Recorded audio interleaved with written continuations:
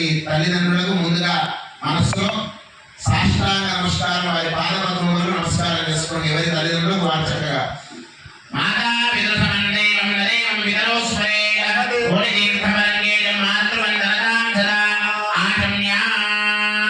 అలానే మీ గురువు గారికి కూడా నమస్కారం చేసుకోండి. ఆచమనం అందరూ కూడా చేశారు.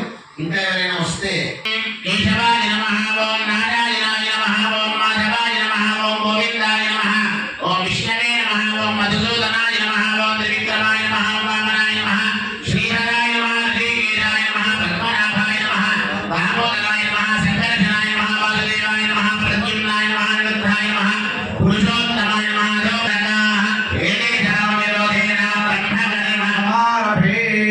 ఓం భూః ఓం ఆపో జ్యోతిరసోం బ్రహ్మభూద్భువస్వరం. అందరూ కూడా ఎడమ చేతిలో కుడి చేతిని బోర్లించి కుడి తొడ పైన పెట్టుకోండి. అందరూ కూడా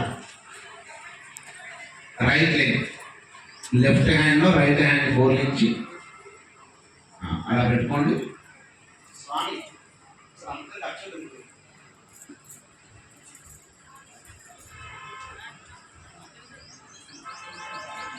ఒక ఇద్దరు వెళ్ళండి.